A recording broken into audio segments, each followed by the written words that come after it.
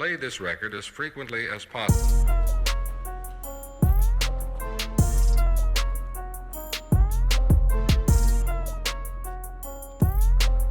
From Columbia, South Carolina.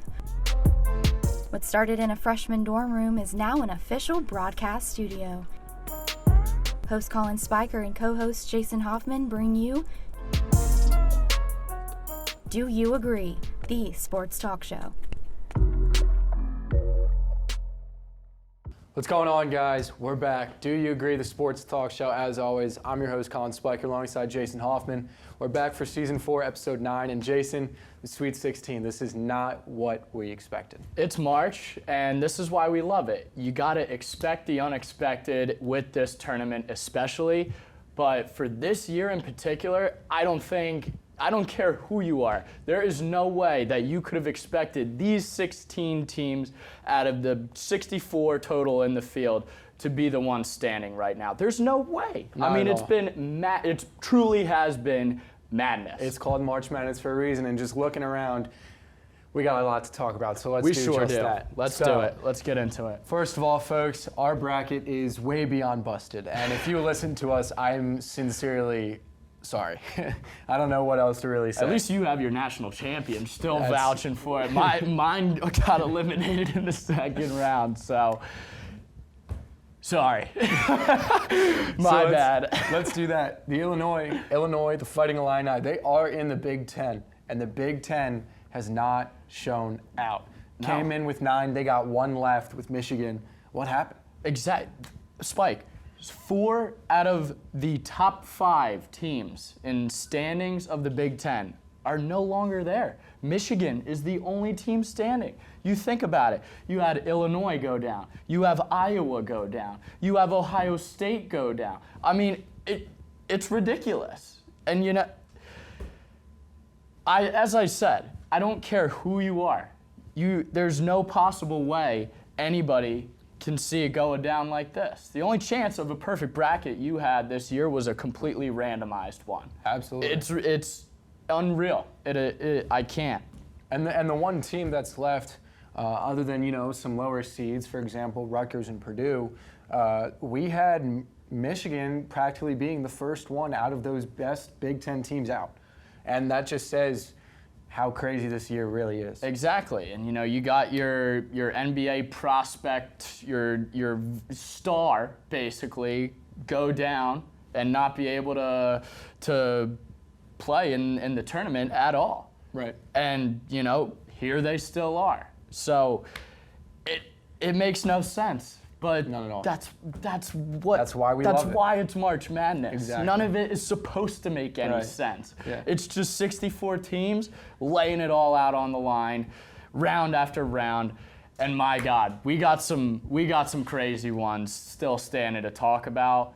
So with that being said, Spike, out of these 16 teams, who's the biggest surprise? Tell me. I'm gonna go with Loyola Chicago. Okay. Not going to lie, out of those teams from the Big Ten that did lose, the least surprising for me is definitely Ohio State. I was never entirely huge on Ohio State. They were more the great play in conference in the Big Ten, but outside the conference, they were a little shaky here and there. So, with Oral Roberts upsetting them, I loved that so much. It destroyed a lot of brackets, but that's what we love. So I'm going to go with Loyola Chicago because in the first round, they come in as an 8 seed, which is very difficult. And they come out and they beat Georgia Tech handily. And then they go in against your national champion and a top lottery prospect for the NBA with Ayo Dosunmu and rock them by almost 20. So I'm going with the Ramblers, and I got to say it, I think Sister Jean really does something special for that team. Yeah, there's no doubt she sprinkles some sort of magic, hoop and dust, as I like to call it. I got to tell you, as much as I am so happily shocked that Loyola Chicago is still standing right now, they're not my biggest surprise. Understandable. They are not. Because, Spike, if you remember, a couple shows back when we were doing our, way too early Final Four predictions, right? And we asked each other, who's our dark horses? Mine was Loyola Chicago, okay? Yeah. The reason being, right, they are not the biggest surprise, and I'm going to get to who mine is in just a second, they've already had their Cinderella run. They've already put themselves and publicized themselves to the broad, basketball community already in 2017 with that remarkable Final Four run. Yeah. So people know who they are, and as we said, I bring up that quote again, right? This team would absolutely demolish the 2017 Final Four team talent-wise. And they're showing that right now. Yes, they did take down my projected national champions, what I thought to be the most complete team in the country, and that's fascinating. That I can't believe that. However, my biggest surprise of the tournament is the Golden Eagles of Oral Roberts. Are you kidding me? Yeah.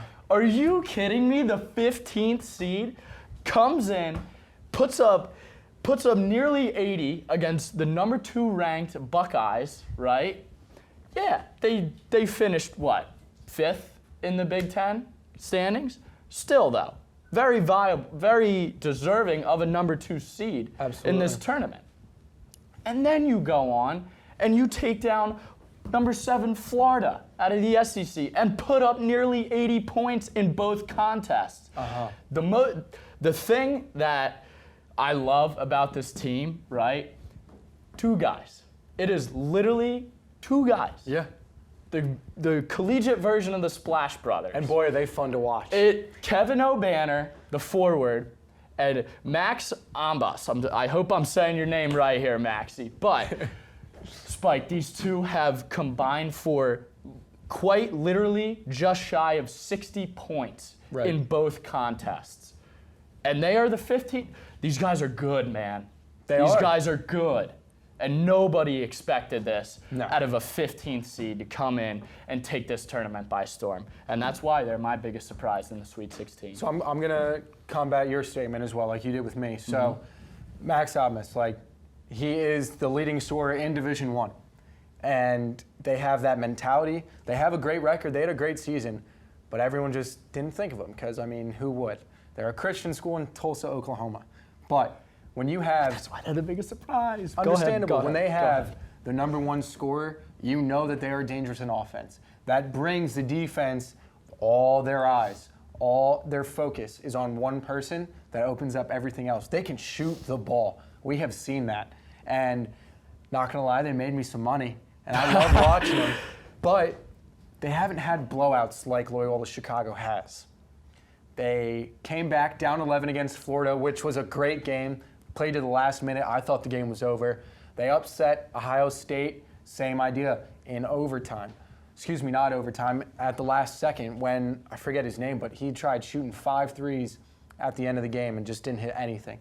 Unfortunate, but do I love what they're doing? Absolutely. Do I want them to beat Arkansas next weekend?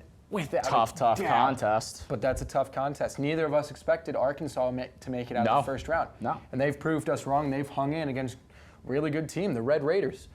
That was a great game. It was.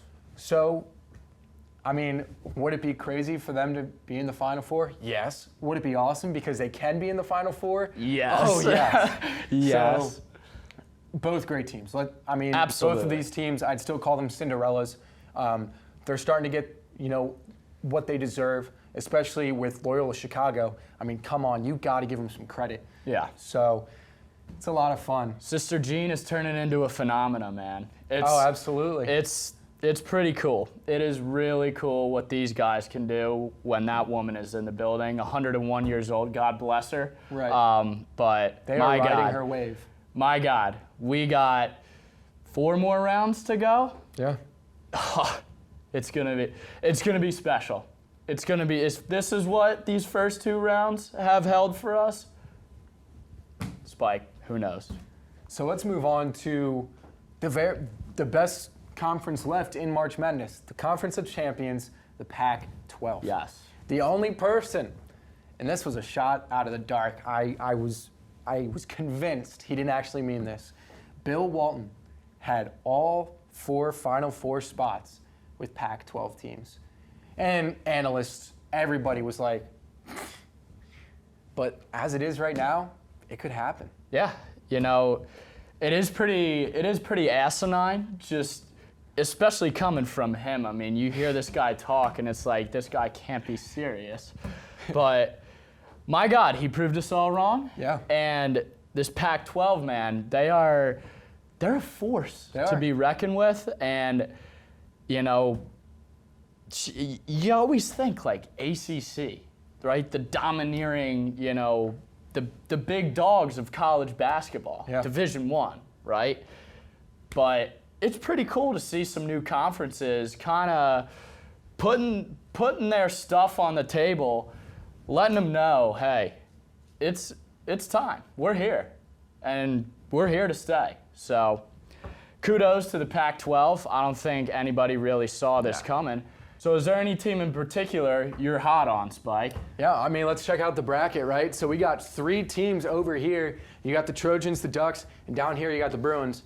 UCLA, they're my team. They come out of the first 4. They come back against the Spartans, and then they upset BYU, and they beat Abilene Christian, thankfully, who took out Texas.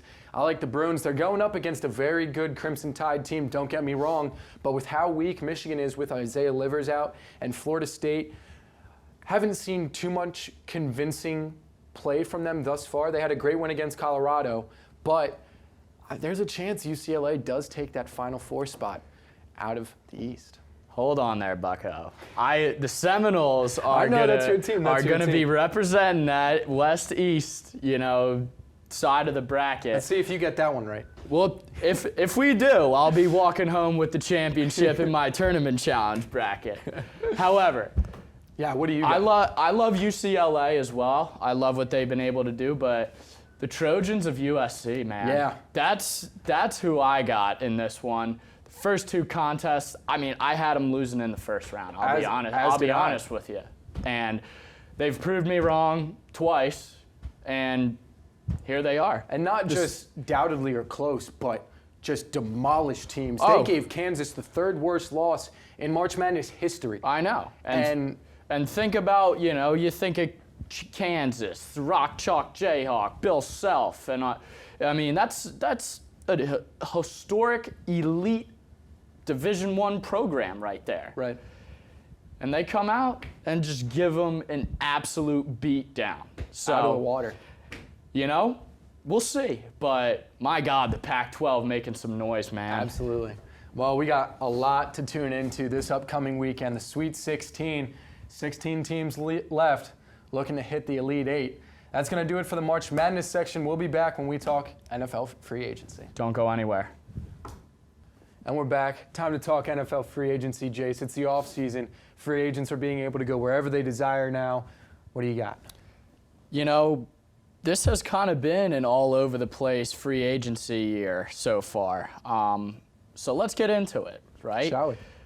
We'll start with the biggest reacquire. Which team and what player was the biggest piece that they brought back to their squad? Who do you got? I think, for me at least, this is pretty easy. I'm going to go with Shaq Barrett with the Bucks. They signed him to a phenomenal deal, got him for the next 4 years. He's posted 27.5 sacks over the past 2 seasons.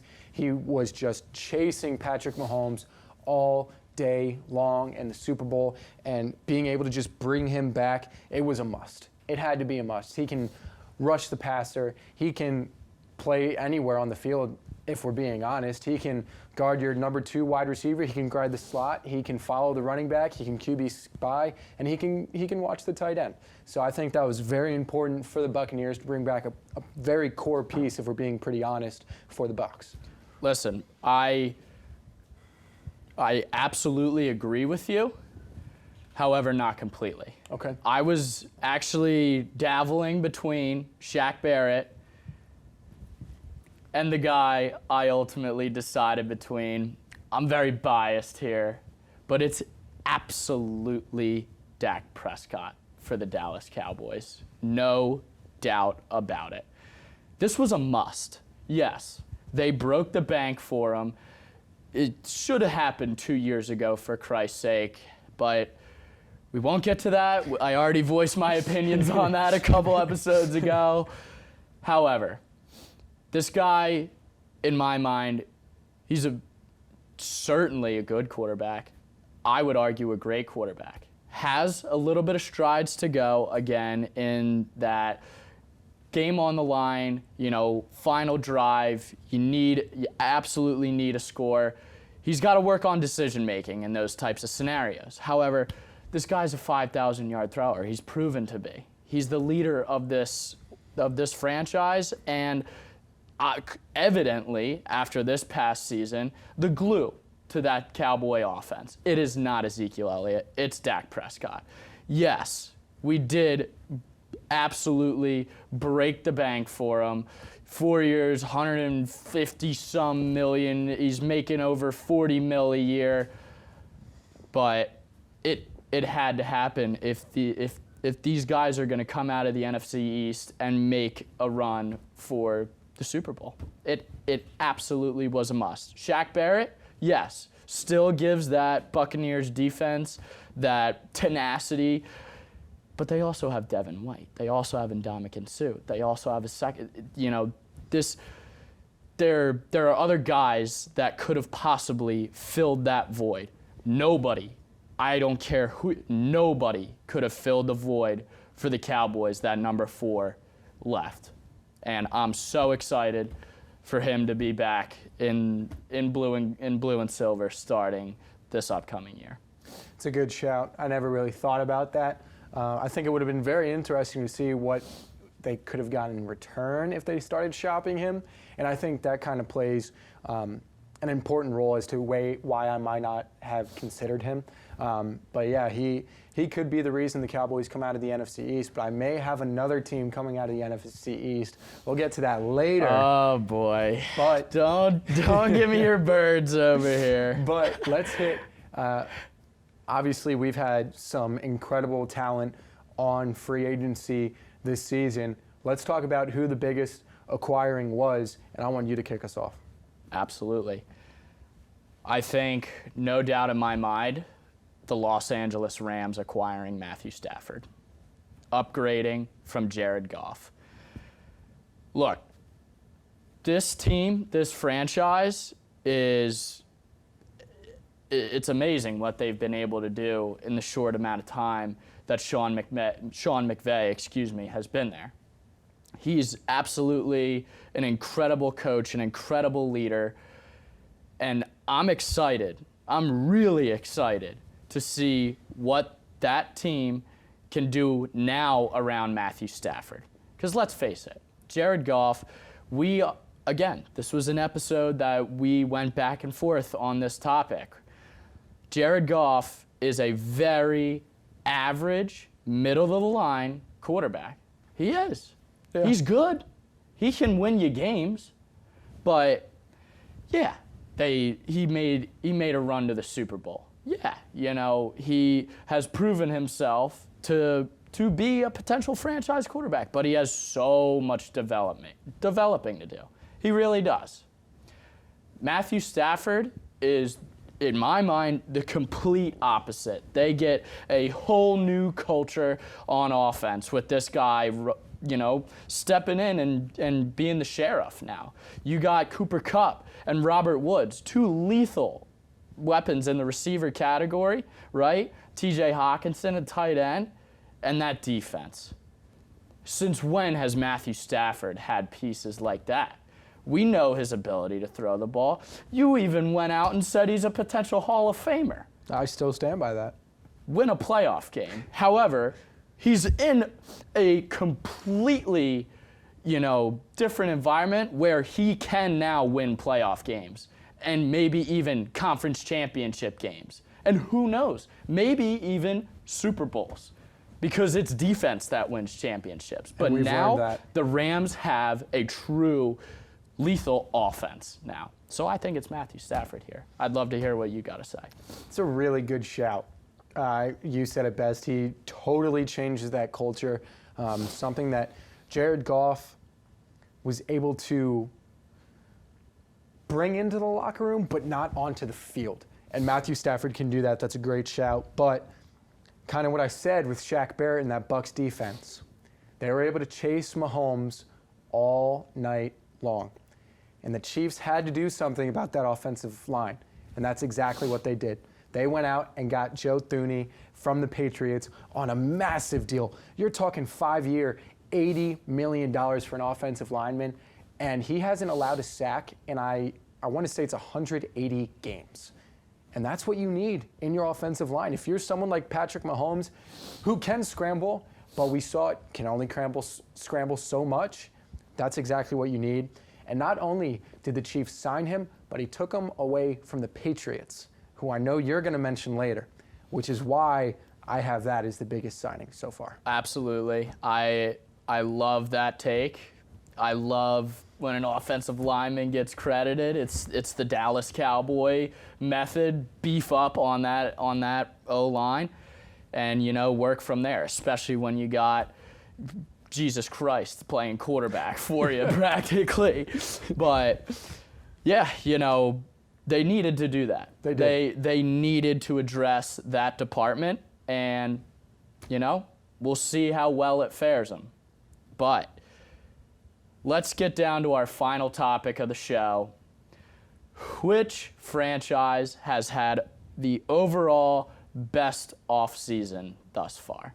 I want you to kick this one off. I'm going with the Bucs. I know that can be a little controversial because typically they've kept that team that they have right now, but that team just won a Super Bowl.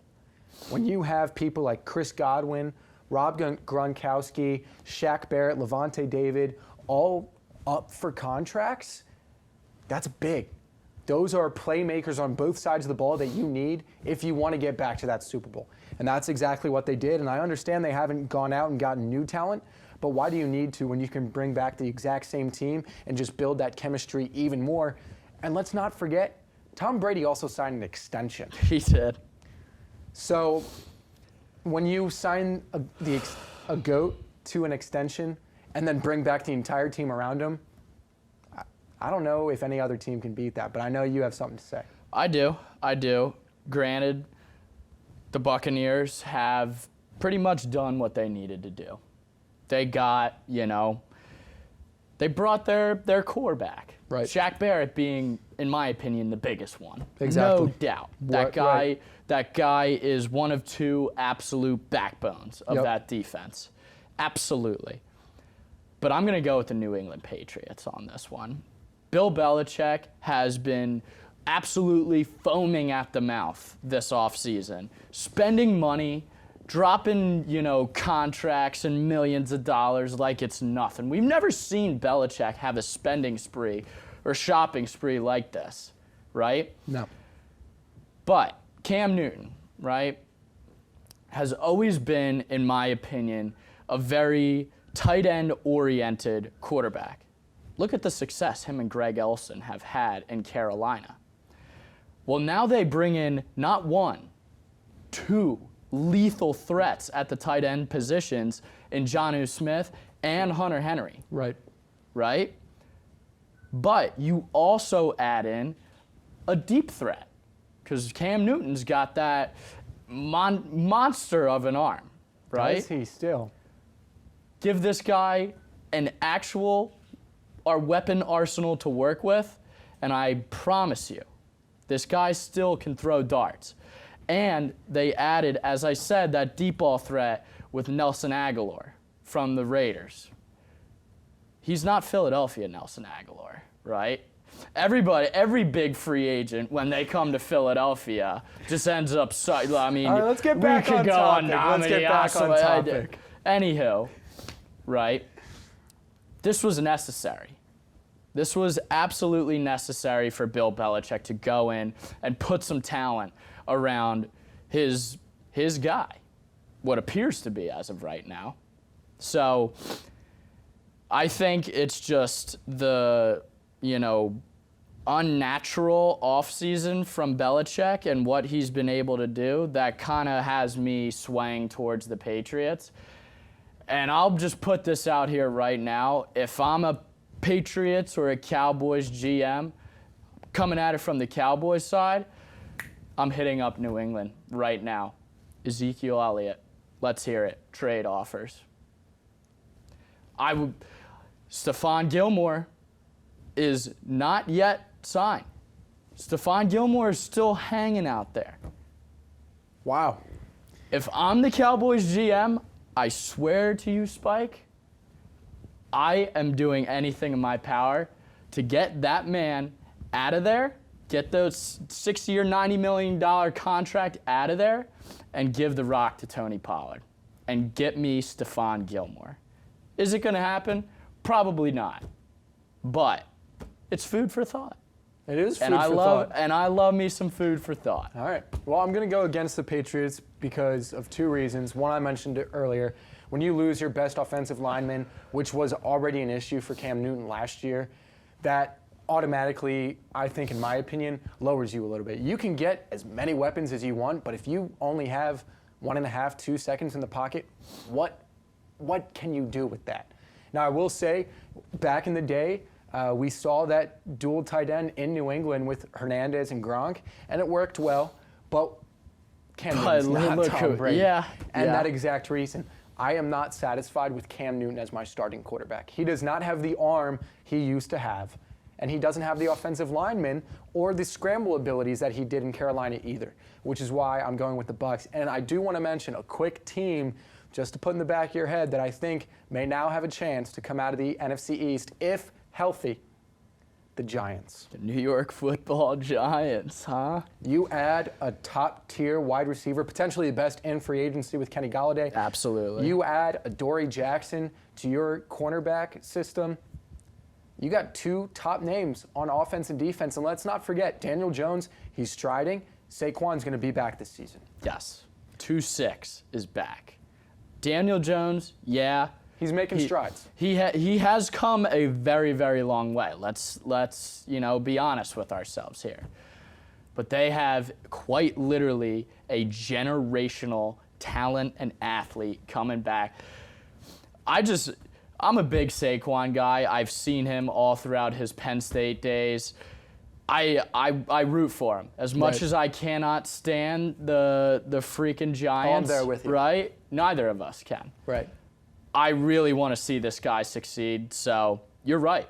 Those are some two huge, huge acquires from the Giants. Let's see what they can do with it. NFC East is going to be interesting. We still got plenty of time left in free agency. As it always is. But we got plenty of time left in free agency, so we may not be done just yet. But Jason, it's been a great episode talking Sweet 16, and we're back about the NFL. Folks, that's going to do it. For Collin Spiker, Jason Hoffman, it's been Do You Agree, the Sports Talk Show. We will see you next week. Absolutely. Stay safe, everybody.